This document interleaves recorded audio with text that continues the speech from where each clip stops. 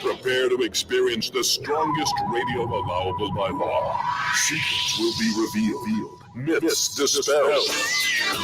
From the studio gym where excuses never apply, it's Superhuman Radio with your host, Carl Lenore.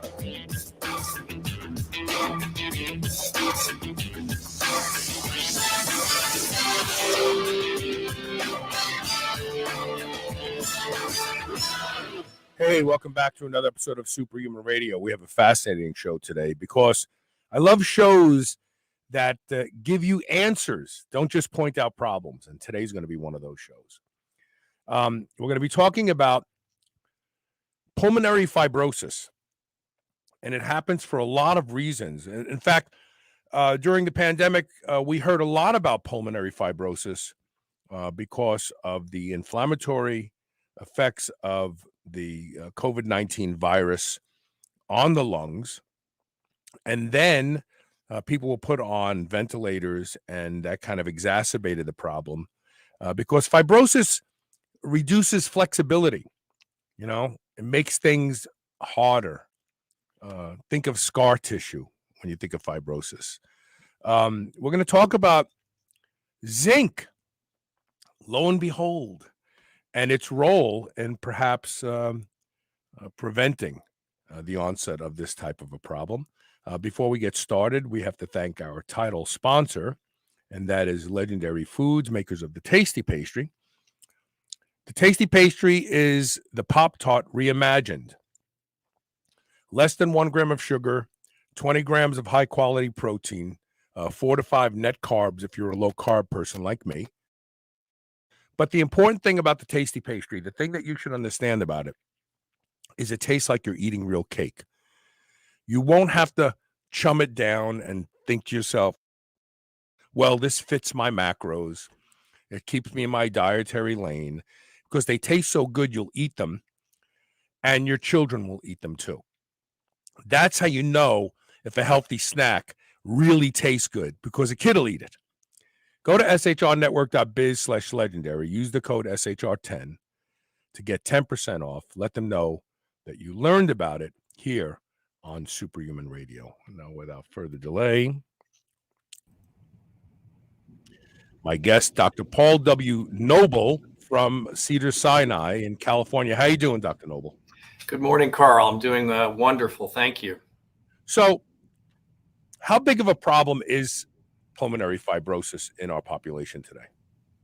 So pulmonary fibrosis is a significant problem in our population, and it's becoming more and more common, as years have gone on. Pulmonary fibrosis occurs for a number of different reasons.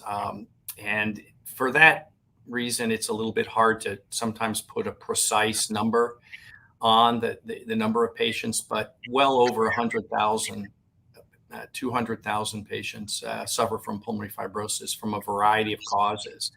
There's sort of 3 big categories, if you will. A major one is something you breathe in. So it can be environmental exposures, much less common than in the past, asbestosis, silicosis, those sorts of things, but also antigens, birds, cockatiels, finches, mold in the home. If you have water damage in your house where you can see it in the walls, that can lead to something called hypersensitivity pneumonitis, which is very common, particularly here in California. I wonder if it's because of the ambient air and lack of humidity that we have. But I've seen more cases in my nearly 10 years here in Los Angeles than I saw on the East Coast commonly prior. Also feathers. In addition to inhaled sources, systemic diseases, autoimmune or connective tissue disease. The famous ones are like rheumatoid arthritis and scleroderma. In fact, pulmonary fibrosis is one of the leading causes of morbidity and mortality in those autoimmune-related diseases. Wow, And then, I'm sorry? I said I didn't know that one. That's interesting. Yeah. It's the lung. In fact, many people believe now that the lung is the site of origin for the development of rheumatoid arthritis, which is sort of a fascinating story that's emerging. Some medications, famous ones like amiodarone, which are used to treat heart arrhythmias, and a medicine called nitrofurantoin, which is often used in elderly women with recurrent urinary tract infections. They can cause severe fibrosis. But the most worrisome one, the one with the worst prognosis and the one that sort of keeps me up at night and gets me out of bed in the morning, is when we can't come up with any good reason for the scarring. We have a term called idiopathic pulmonary fibrosis. And this is a disease that affects men more often than women. 2/3 to 3/4 of the patients who suffer from this are men. And it's very rare under the age of 60. It rises dramatically with age. You know, off the air, I shared a story about a friend of mine who was a lounge singer in Las Vegas, and he ended up with pulmonary fibrosis because he was inhaling the secondhand smoke. I have to believe that tobacco smokers suffer from this pulmonary fibrosis, but they probably just live with it. You know, they just, they cough. You know, people with pulmonary fibrosis, when they try to fill their lungs, they get this immediate cough reflex where they just cough, cough, cough, cough, cough. You think there's a lot of undiagnosed cigarette smokers out there with pulmonary fibrosis? Oh, absolutely. Almost all patients, 75% or more who have idiopathic pulmonary fibrosis have smoked in the past. Typically, by the time they present, to the pulmonologist like myself, they aren't actively smoking anymore, because their breathing capacity has just reduced, and it also exacerbates their cough. But one of the real challenges to early diagnosis, because this occurs in people sort of in their 60s and 70s, maybe retiring, although we're all going to be retiring at a later age these days. But, you sort of feel like you're out of breath when you go up the stairs. I'm just getting a little older. Who doesn't feel out of breath when they go up the stairs? But that can be the insidious onset of pulmonary fibrosis. Really? So that, that's pretty innocuous. I mean, a lot of people as they age go, oh, I get out of breath when I go up the stairs. And I just assumed people who have that problem probably have bad cardio or capacity. Or just deconditioned. Exactly. That's what they all say. I'm out of shape. That's why the average time to diagnosis is nearly 2 years from when you can go back and trace when you think it began. Now, boy, now I have all these questions I didn't have before. So let's start off with your study. Why this study? What works preceded yours, colleagues, or that you've been involved with, made you look at zinc and pulmonary fibrosis? Absolutely. This, I've been working on and taking care of patients with pulmonary fibrosis and working on this disease for 30 years now. And what's happened really over the last decade is we've gotten a much better understanding of what we think the primary failure is in idiopathic pulmonary fibrosis. The principal job of the lung is to get oxygen from the air into our blood. And the way that works is there's this beautiful little structure called the alveolus. And there are these lining cells. There are two types of lining cells. They're called alveolar epithelial cells 1 and 2, shockingly. And the type 1 cell is the one that actually takes the oxygen in. But the type 2 cell makes what we call surfactant. When you blow up a bubble, that beautiful structure, that's essentially a lung surfactant. And that type 2 cell, as it turns out, is the stem cell in the distal alveolar space. It regenerates that gas exchanging cell. And what our group here at Cedars-Sinai and the Women's Guild Lung Institute and others now have shown is that in idiopathic pulmonary fibrosis, even in aging itself, these stem cells prematurely die off. And we've been trying to understand why. About 6 years ago, we published a study in which we identified a mechanism by which these cells might regenerate. And we largely did that in some mouse models. But the beauty and the excitement of this study is it all comes from patients. So unfortunately, even though we do have some therapies that are approved to treat pulmonary fibrosis, they don't make people better. They slow the loss of fibrosis, of lung function, and the fibrosis grows a little bit slower. But most of my patients, unfortunately, still either succumb to the disease or they can get a lung transplant. Lung transplant is the only therapy for advanced disease that prolongs life. And when patients undergo lung transplant here at Cedars-Sinai, we are able to get the explanted lung tissues. So what one of my colleagues here, Dr. Barry Strip, who's a brilliant lung biologist, helped develop over the years back, and we started this back when we were both at Duke working with some colleagues there, we can actually purify these stem cells from the explanted lung. And now what has happened with technology is it has evolved to the point where you have a cell you're interested in and you want to know what that cell is doing. What genes is it expressing? What proteins? At the single cell level, you can figure that out. And the other thing that has helped move this work forward, again, these were work done with colleagues back at Duke, is from these lungs, we can grow a little lung in a dish. So if you take a normal piece of a normal lung and you put it in this matrix that we have with some other cells, they'll form this beautiful little lung. What happens in IPF is these stem cells can't form the lung. So what it gives us an assay, a mechanism for trying to see if we can get them to work again. And so using this technique of isolating these cells and asking what's missing, what's different between the normal cell and the stem cell in IPF, we found completely unexpectedly, we had no intention of looking at this pathway, that there was a zinc transporter that was missing in these stem cells. And that led to trying to understand what's the relationship between zinc and the ability of this stem cell to regenerate. Okay, so, God, now I feel like I have ADHD right now because there's so many little off points. You know, I want to pick the right one. Does fibrinogen play a role in this process? Fibrinogen seems to be a culprit whenever we talk about fibrotic tissue, any fibrotic tissue. The matrix, the extracellular matrix, in essence, what IPF is, it's kind of like a cancer in the sense, but instead of a tumor being a cancer tumor, it's really a scar tumor. And what that matrix is made up of a number of different extracellular matrix molecules. Fibronectin is one. Collagen, of course, is one we're very familiar with. One I've worked on for years that's a little more obscure called hyaluronan. And all of these accumulate, and fibrinogen is one of those. Fibronectin is another one. Fibrinogen also, when patients, unfortunately with IPF, sometimes patients can rapidly deteriorate when there's an injury to the lung. When that happens, there's a lot more deposition of this fibrinogen because that happens a lot in COVID fibrosis when you have more of an acute lung injury. Interesting.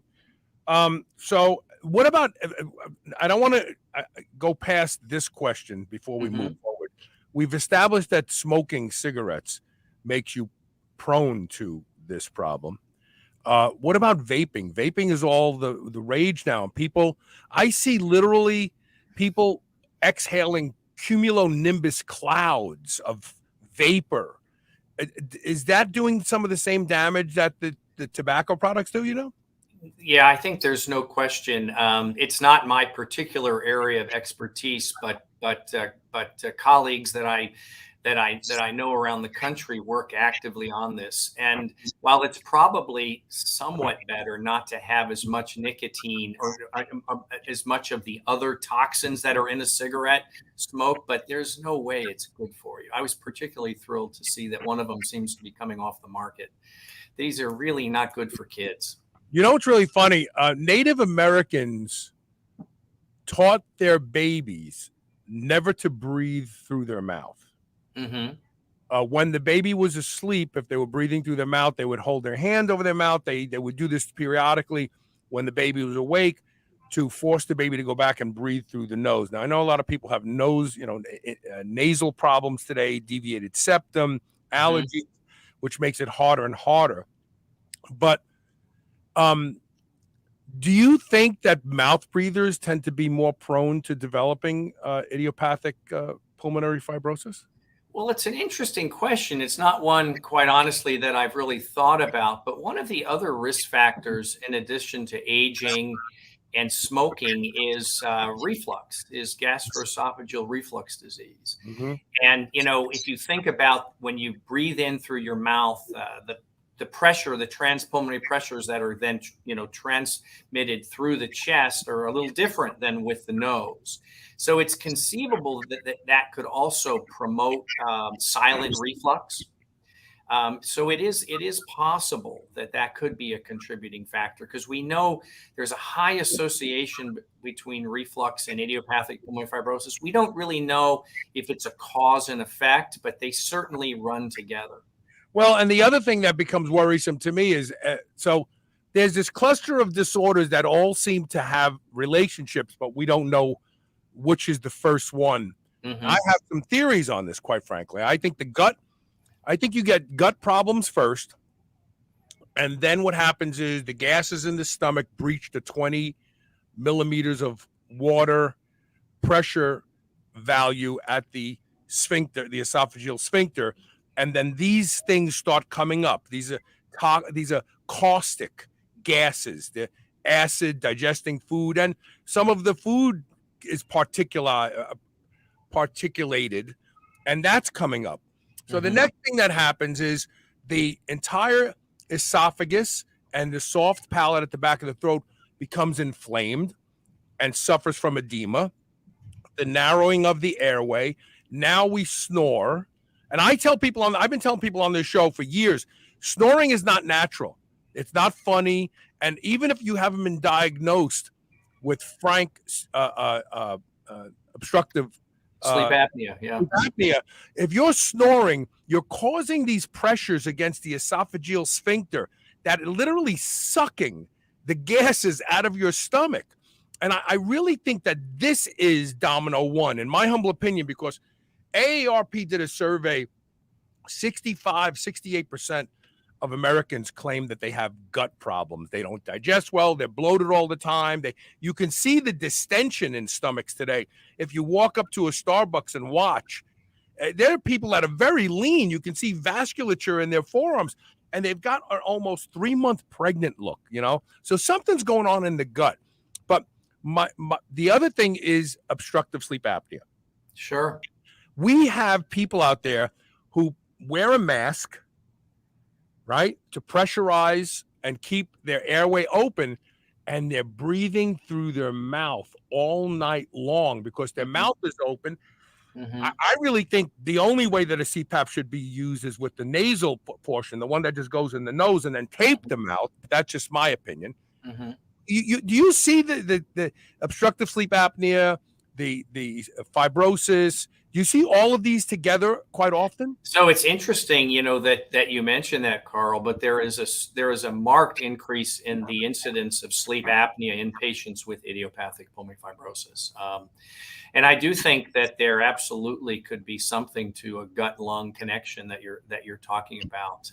You can't open, a journal or turn the television on without hearing about something about the microbiome, and there's probably changes in that. I know that in the lung, there are differences in the bugs that are in the lung. And, I don't know that if people are doing a lot of work on the gut microbiome in this, but I do think it's an area that deserves more attention. Yeah. And it may not just, the microbiome is this fascinating new thing on the horizon. And we've talked about gut microbiome on this show for well over a decade now. I think the problem with people's guts is much simpler. And I'm gonna say this. This is not your opinion. This is just mine. And since I don't have any degree, no one can threaten to take anything away from me. I think it's the coffee drinking. I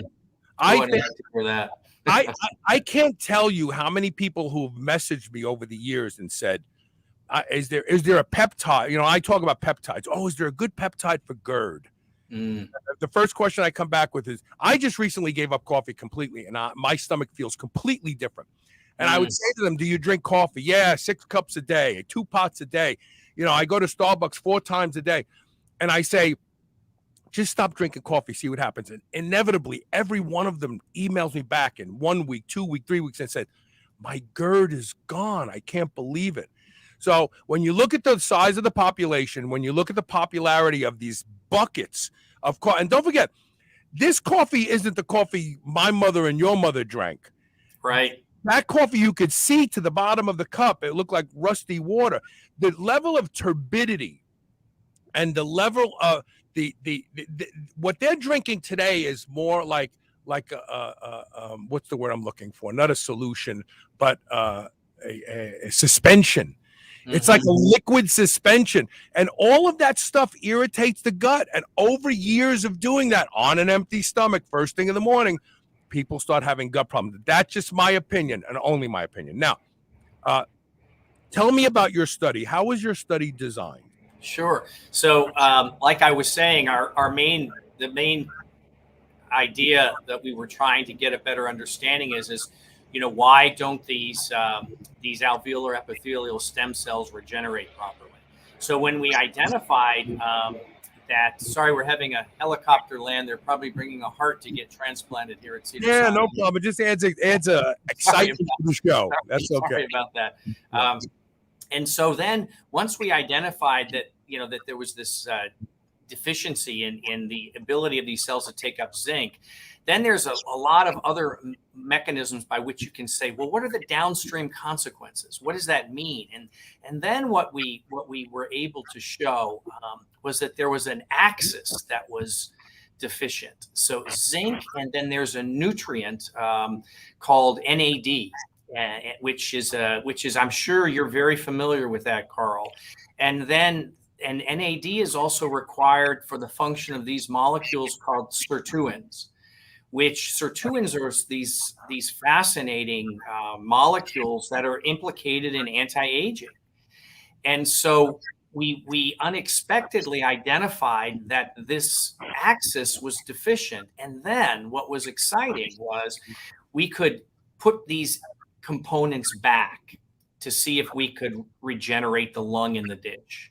And when we added zinc and NAD and then sirtuin activator, there's something called resveratrol, which you've probably heard about. I'm sure you know more. I've just started learning about this stuff because I never anticipated this would be potentially important in pulmonary fibrosis. When we put those ingredients back into the dish, we could tremendously increase the renewal capacity of the sick IPF stem cells. And then what we were able to do is create a mouse model where we genetically eliminated just the zinc transporter in the stem cell of the adult mouse, and these mice spontaneously develop fibrosis. Wow. So we now have, we think, ability, because one of the challenges to finding new treatments for pulmonary fibrosis was we don't have any great mouse models. So we now have some models that spontaneously develop it like patients. And we can begin to use these to study mechanisms, to understand more downstream consequences. And now we can actually find out if we restore these things, can we prevent the fibrosis? And more importantly, if the fibrosis is established and we can make these, if we can get these type 2 cells to regenerate properly, can the lung heal itself? That's the fundamental unknown that we don't yet know the answer to. But my hope and dream is that by restoring this pathway, it gives the IPF patient the opportunity to repair some of the lung itself and see the fibrosis reverse. Some other forms of fibrosis, when we treat the underlying etiology, if it's autoimmune related, we can see fibrosis reverse, but not in IPF. It never reverses. It always progresses. So, and I'm glad you introduced other tissue, because I would imagine that there are some similarities in other tissue that undergo damage from fibrosis. Mm-hmm. One in particular is kidneys. Absolutely. Right? Guy who's had high blood pressure his whole life, and drank a lot of alcohol and blah, blah, blah. The kidney becomes fibrotic. It can't filter anymore. It stops functioning properly. Okay, so number one, for the listeners, you don't have to buy expensive NAD+. You can take real nicotinic acid. Mm-hmm. Real niacin is magical, and you don't have to take a lot, 100 milligrams with each meal, and that will upregulate your own NAD, number one. Number two, if you don't want to buy resveratrol, time-restricted feeding, 16-8, increases sirtuins. Eat in 16-8, 8-hour window of eating, 16 hours of not eating, that increases sirtuins. But you could turn to supplements like resveratrol.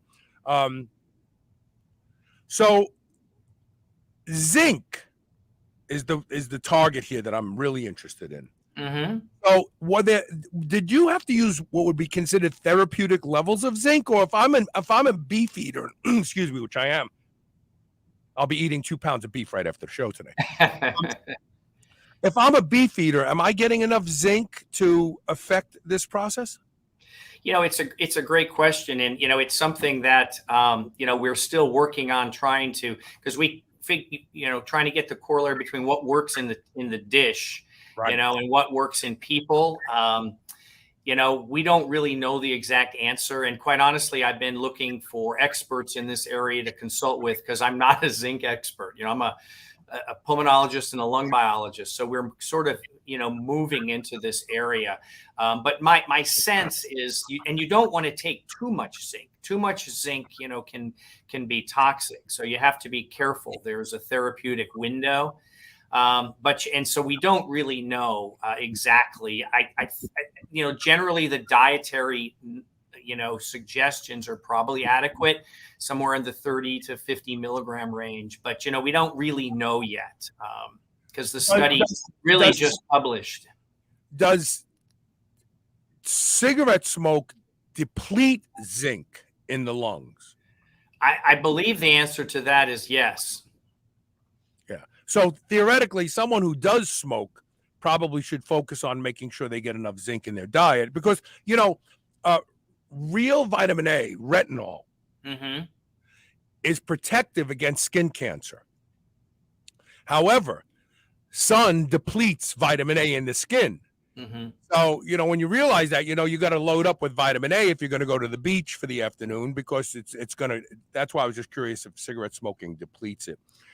We have to take a quick commercial break. I have lots more questions, and this is fascinating, because I love shows where we point out problems, but we also offer solutions, because then we don't have to be like Chicken Little, the sky is falling, the sky is falling. So look, we're going to take one quick commercial break. We'll be right back with more of Dr. Paul Noble. Stay tuned. You're watching and listening to Superhuman Radio. Don't forget, share this show. You never know whose life you can change.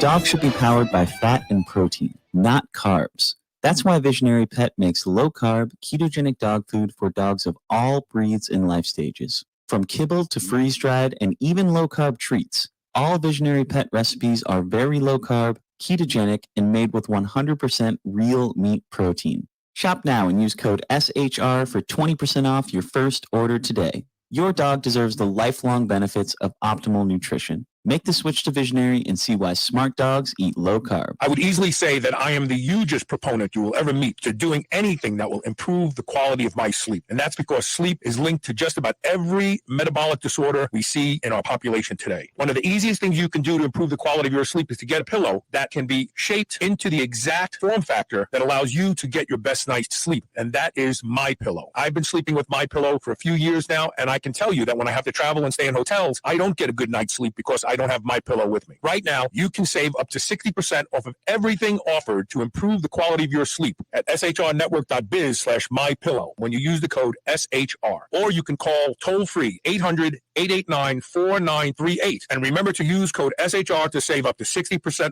off of everything at their website. Are you suffering from signs of an unhappy gut? Diversity is the key to healthy, robust inner ecosystem. Body Ecology probiotic liquids are made by fermenting organic seeds, biodynamic brown rice, and chickpeas together to create a diverse culture found nowhere else on earth. It's the secret to restoring your gut's microbiome for a healthier digestive tract, improved immune function, and longevity. Take 20% off by visiting the website shrnetwork.biz/bodyeco. shrnetwork.biz/bodyeco. That's BODYECO. And using the code SHR20. Being superhuman means being conscientious about the choices we make. White Oak Pastures is superhuman when it comes to raising livestock. They're committed to animal welfare, land regeneration, and rural revival. They responsibly manage the entire process from the pasture to your doorstep. High-quality, pasture-raised, great-tasting meat from a farm you can trust. Full nose-to-tail selections. They even have options for your pet. Go to shrnetwork.biz/whiteoak and use the code SUPERHUMAN to save 10% off your entire first order. GHKCU is one of the most effective peptides for rebuilding more youthful skin, reversing skin damage, diminishing wrinkles, and tightening loose skin. I personally use Restoracell with GHKCU every day. It's making an undeniable difference in the quality of my skin. Restoracell is fantastic for all types of skin. Now you can order Restoracell and save 25% when you use the code SHR25. That's SHR25. While you may be diligent in your workouts and your diet, don't neglect what people see first and foremost, and that's your skin. Go to shrnetwork.biz/blue and use code SHR25 today.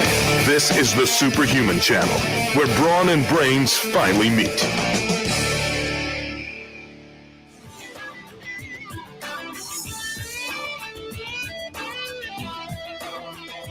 Welcome back. We have some questions from people who have smoked in the past. We'll put those up. So arresting is good, right? If you can arrest something from going any further and you can tolerate living like that, that's great. Yep. But reversing is where regenerative medicine resides, and that's really exciting. Are you familiar with a peptide called thymosin beta 4? Vaguely. Okay. So I use thymosin beta 4 times a week, injecting.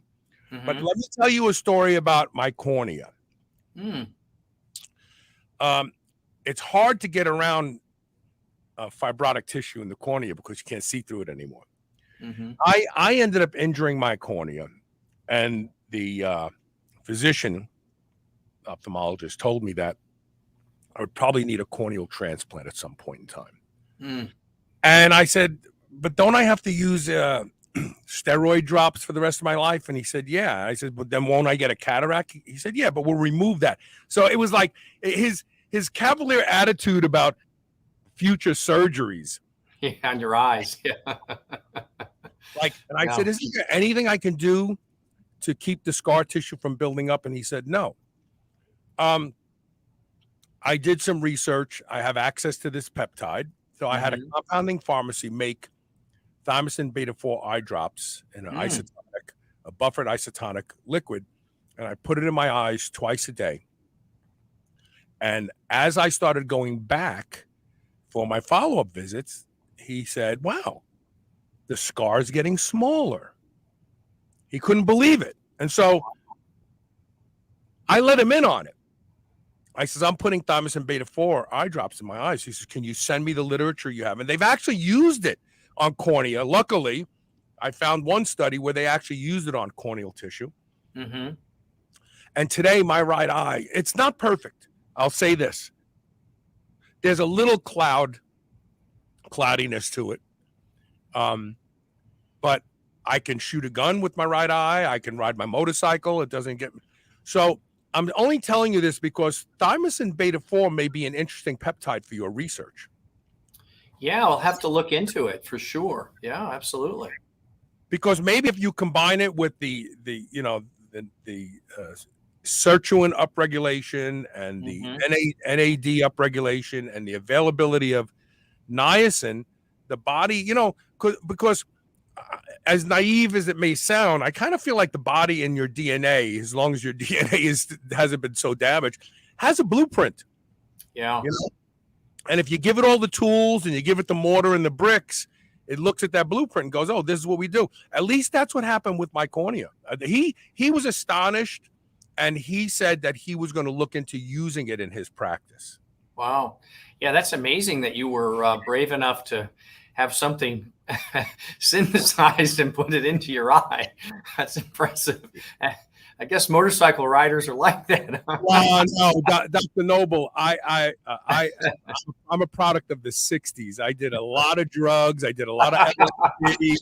Everybody told me that, oh, if you do LSD, you're going to have flashbacks for the rest of your life. I'm still waiting for one. In fact, I'm in That's great. So, I've come to find that, and actually, on a lot of the old bodybuilding websites when I was powerlifting, my screen name was 255-pound Wistar Rat. Yeah, because I tried a lot of stuff for myself, and I'll probably pay for it someday. But yeah, you're looking at the thymus and beta 4. I will. What about senescent cells? Since you started talking about sirtuins, we know that sirtuins seem to reduce the accumulation of senescent cells. There are lots of other drugs. I take rapamycin twice a month, 6 milligrams every 2 weeks. And then once a year, I do a Z-Pack because that'll remove 97% of senescent cells in 5 days. So what about the role of senescent cells in the development of fibrosis in the lungs? Hugely important. Actually, two of my colleagues here, Dr. Barry Strip and Dr. Corey Hogan, who are PhD scientists, have published some really seminal studies in which they show in pulmonary fibrosis that these stem cells undergo senescence, and this senescent activated pathway is going on. And in fact, I'm sure you're probably familiar with another supplement. I never thought I'd be thinking about supplements all the time, to be honest with you, but quercetin has been shown to help clear these senescent cells, and they've done some work in another animal model that is similar to what we've described. And so we have begun to wonder whether also potentially adding in a quercetin, or there's another protein, dasatinib. Yeah. Oh yeah. Well, the study on quercetin and dasatinib, but there's another one, fisetin, that also seems to be more effective. But you're right. Isn't it interesting? So there is an apex here where medicine and just general medicine and anti-aging medicine are converging. And because we realize that the secrets to regenerative medicine can be found in anti-aging medicine, because if you can stave off age-related disease, then maybe with a couple tweaks, you can reverse age-related disease. Right. It's very exciting. Yeah, it is. And it's not an area, that I had been thinking a whole lot about prior to this, but we have been reaching out to some of the leading sort of, scientific groups around the country to get some insights into how we can apply this to pulmonary fibrosis. But what really excites me at this point is, we have the ability to determine whether a lung can get better or not. We have very sophisticated ways of measuring lung function and the high resolution CAT scan. And, I've been doing this, like I said, I finished my fellowship training out of the University of Colorado and National Jewish Hospital 30 years ago. And I've never seen a patient with IPF get better. And so my hope before we hang up the cleats is that we can figure out some pathway that we can restore, maybe in combination with the existing therapies that slow the fibrosis, to see if we can actually see somebody breathe better, have improved quality of life, walk further. And it's an unknown right now. And there are people, in my field that are skeptical that the lung could regenerate. And I don't know the answer, but I know now at least how to ask the question and try to find out. And interestingly, also, this is somewhat disruptive in a sense, because if you think about pharmaceutical drug development, those are all medicines that are patented. And, this is a different world. We're talking about things, You can purchase, as you were describing. You know more about these than I do, Carl. To be honest with you, I just really, the last 6 months since these data came out, we've just been trying to learn everything we can. But I know how to do clinical trials, and I know how to study these things. So we can begin and maybe do it in an expedited way, because it takes enormous resources to do these big clinical trials. And when we don't have the same sort of issues, is it conceivable, that we could design some clinical trial? And all we're interested in is, do you get better? That's what we want to find out, and we know how to measure that. How exciting! It's funny with breathing, Carl. If somebody's breathing gets better, they tell you, my breathing is better. Yeah, that's noticeable fast. So, can we learn anything from a lung transplant patient? When you take a person who's had their original lungs and they have led a lifestyle short of cigarette smoking, right? That seemed to lead to idiopathic pulmonary fibrosis. And now we put new lungs in them and we track them. Do we see the return? Do they damage? And also, do we use anti-rejection drugs like rapamycin? Right. So what's interesting about lung transplant, of the solid organs that get transplanted, the lungs, unfortunately, have the worst outcomes. And, the main reason for that is unlike the liver, kidney, heart, they're all protected inside the body. The lungs are exposed to the environment. And so while there are outliers, on average, the lungs will last 4 to 8 years. And so that's not a long enough period of time for IPF to come back. It takes 60 years, 50 or 60 years to develop. And interestingly, the major cause of death after a lung transplant is a different kind of fibrosis. It's not fibrosis like an idiopathic pulmonary fibrosis, which is in the distal alveolar space. It's in the bronchioles. It's called bronchiolitis obliterans. And it's a scarring of the airways. So one of the things that's interesting to think about, would some of these approaches that we're defining in IPF, would they be applicable to preventing fibrosis in the setting of a post-lung transplant patient? Interesting. So this type of bronchial condition, when somebody develops idiopathic pulmonary fibrosis over time, do you don't see that at all? No. Interesting. No, it's the major issues are rejection. Like you said, you have to take these anti-rejection meds, which unfortunately they don't do anything for the fibrosis once it starts to happen. We don't have any treatments for the progressive fibrosis of the airways that happens after lung transplant. If you're young enough and otherwise healthy, in fact, sometimes you get another lung transplant. Oh, wow. I mean, I've never heard of a second organ transplant for somebody. Yeah. It's particularly in young. The leading cause for lung transplant in younger people is cystic fibrosis. Although the drugs that have been effective there have changed the landscape for that. Lung transplant is less common now in cystic fibrosis because of these drugs that they've identified that treat the underlying cause. That's what I'm cautiously optimistic about this approach.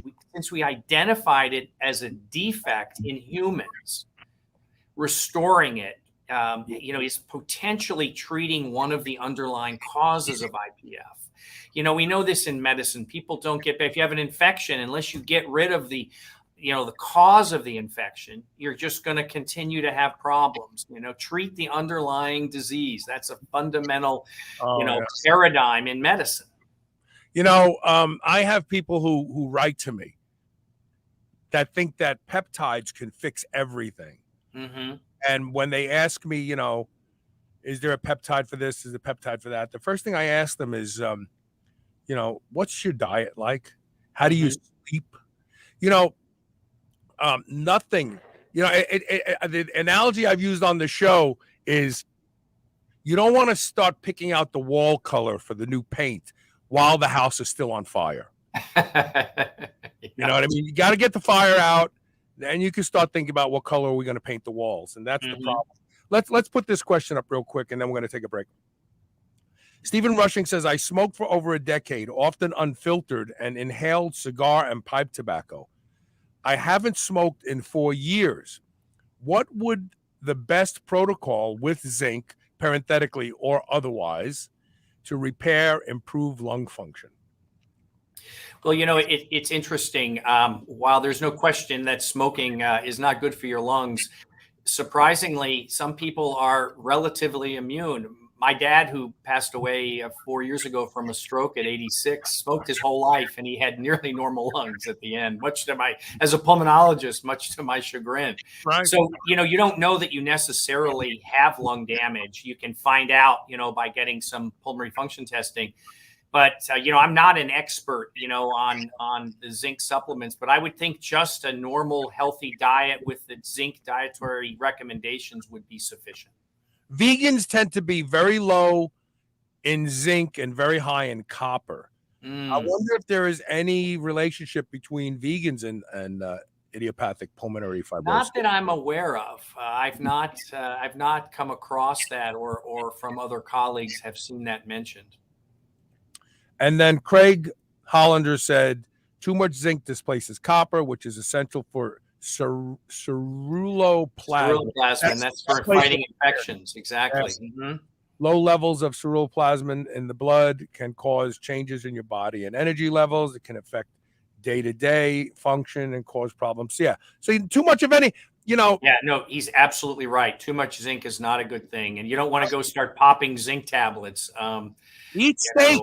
Yeah. Eat steak. Don't be afraid of red meat. We just did 2 great shows about red meat, and we had Dr. Sean Baker on. He's actually reversing autoimmune disorders in people by eliminating any plant-based food from their diet, and they're eating chicken and salmon and beef and pork, and they're throwing their meds away and going, I'm better. And proud knuckles and rheumatoid arthritis is just going away. Yeah, we've been sold a bill of goods about red meat. We really have. It's sad. Well, that's good to hear. This is good to hear, because I happen to like it as well. But I've been trying to go more to the plant-based. Maybe don't do it. Don't go to the dark side. That's the dark side. Aiden Ray says, any attempts at utilizing N-acetylcysteine via nebulizer to reduce progressive lung function decline? Yeah, this is a great question. N-acetylcysteine is an antioxidant. In fact, it actually has been studied in IPF, not in the inhaled form, not the nebulizer, but by pills.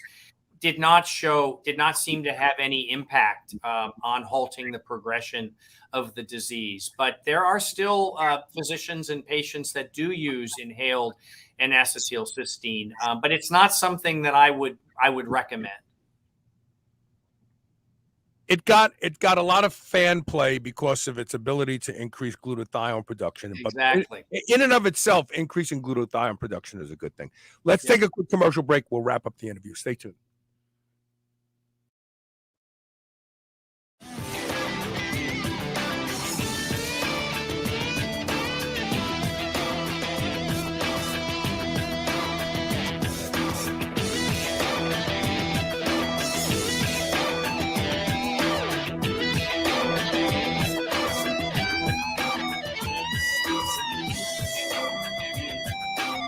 How often do you wake up in the morning and instantly wish you had just another hour of sleep? Maybe you didn't get enough sleep, or you have brain fog. Your energy is low, or you just can't concentrate. You run for coffee or an energy drink, but that barely moves the needle. Imagine having control over how you feel and being able to just flip a switch and turn on your brain within 10 minutes of waking up without coffee or caffeine. I've personally experienced this over the past few months since trying Newtopia. Newtopia is the most advanced brain support and cognitive enhancement system that I've ever tried. It's like a chemistry set for your brain. Newtopia specializes in personalized brain supplements, also known as nootropics. Newtopia has raised the bar on the nootropic category beyond anything that exists today. Go to shrnetwork.biz/Newtopia. That's NOOTOPIA and enter the code SHR10 for an additional 10% off. You will not be disappointed in this product. Remember those rectangular toaster pastries pastries you used to love when you were a kid? Well, Legendary Foods has just made them better. The new cake-style tasty pastry is like nothing you've ever had before. With 20 grams of high-quality protein and less than 1 gram of sugar, you'll feel like you're cheating, but you're not. Go to shrnetwork.biz/legendary and use the code SHR10 to save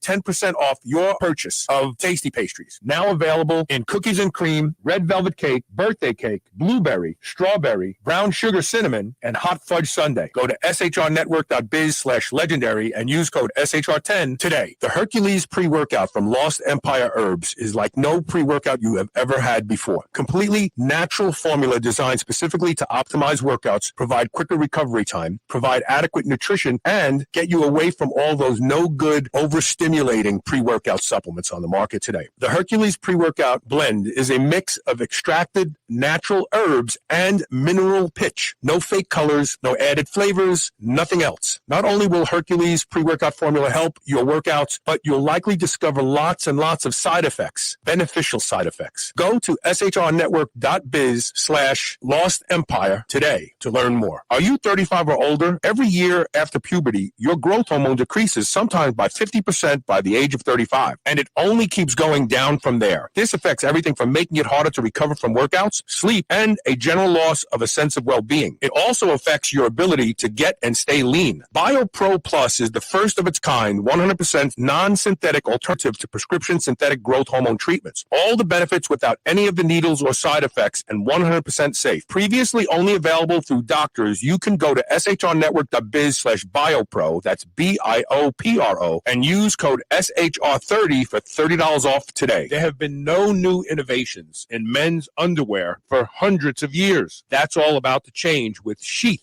Sheath creates 2 separate compartments for your man stuff so it doesn't get smashed into a mound and sweaty and stinky. I won't wear any other underwear now that I've learned about Sheath, and you won't either. Go to shrnetwork.biz/Sheath underwear. That's SHEATHUNDERWEAR. Use code Superhuman to save 20% off. I promise you, once you try a pair of Sheath underwear, you will never wear anything else. You're listening to the Superhuman Channel. Don't hate us because we feel good.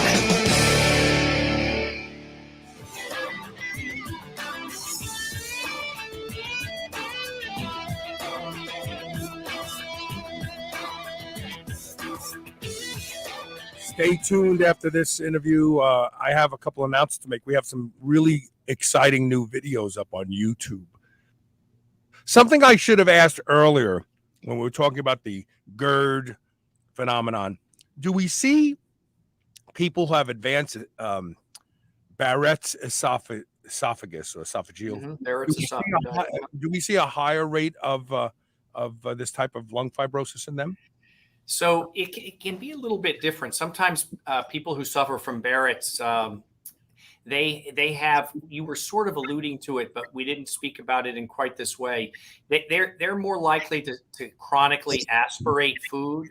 And so you can get, we really wonder, particularly in older patients, whether aspiration, recurrent aspiration could lead to scarring.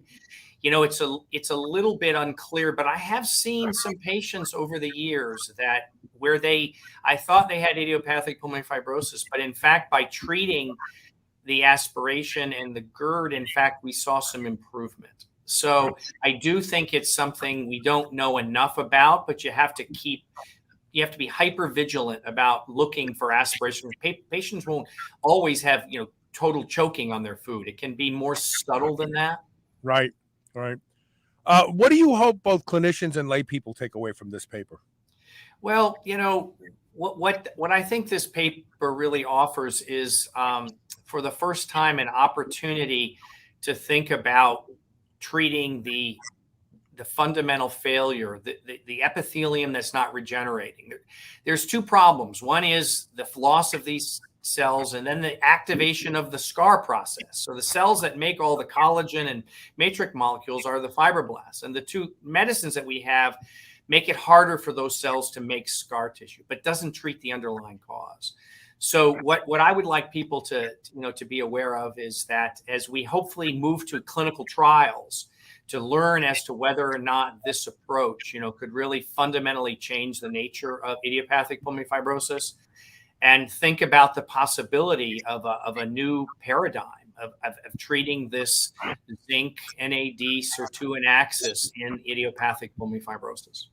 Exciting. And don't forget about thymosin beta-4. I promise you'll I'm find going to look right into it right now. Yeah, very good. Listen, thank you so much for being here today.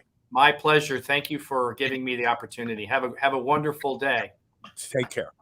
We're going to take one quick commercial break. And when we come back, I want to talk to you about 2 YouTube videos that are up, and I'd like you to visit and check them out. Stay tuned. We'll be right back.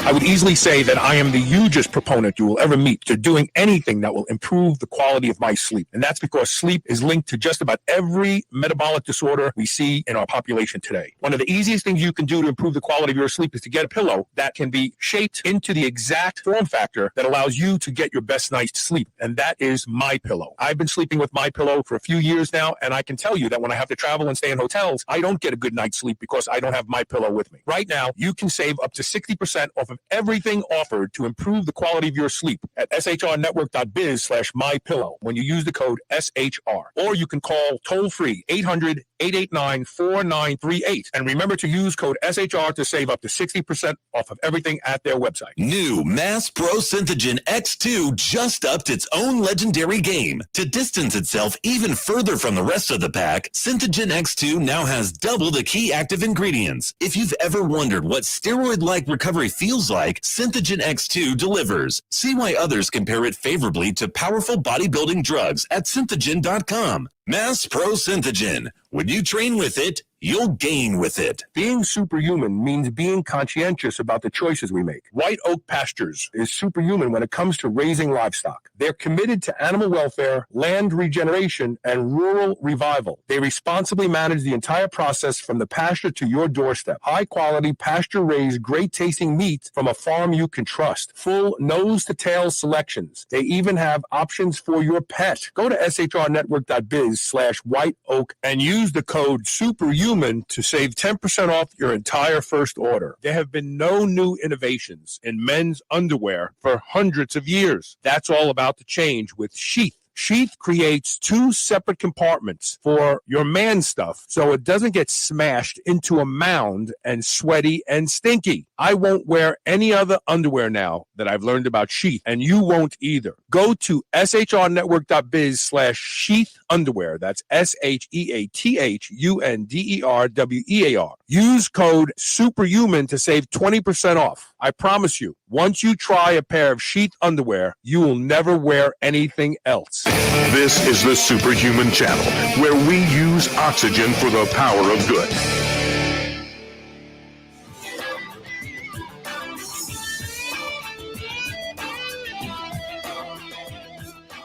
Those of you who stuck around, thank you for sticking around. So if you go to youtube.com/superhuman radio, you're going to find 2 videos that I posted myself. The first one shows you how to inject BPC 157 into your knee if you have knee problems. I've experienced some problems recently. I discussed them in the video, and I can resolve the pain in seconds with BPC 157. Now, granted, I added a little growth hormone to my last shot, but most of the time I just used the BPC 157. And I show you exactly where to inject it, how to inject it, and everything. So that's there. The other thing that's there is the way I use the ARX machine. I use the ARX machine in a way that nobody else uses it, and not even the folks at ARX. And the truth is, it's allowed me to add a bunch of muscle in the past few months. I've even gotten comments in the video that I did about the knee injection. 2 people asked me how old I was, and one guy said, I hope I carry as much muscle as you do when I'm your age, which was a really great compliment for me. You know that. But watch that video on ARX, and if you can find a studio in your area where you can go and train on an ARX machine, I promise you it's a game changer. So please check out those 2 videos. Again, it's youtube.com /Superhuman Radio. I think you'll enjoy them both, and please share them around. And that's it for today. That's all I got to say. So thank you so much for being here. Don't forget, share the show. We'll see everybody tomorrow with more Superhuman Radio.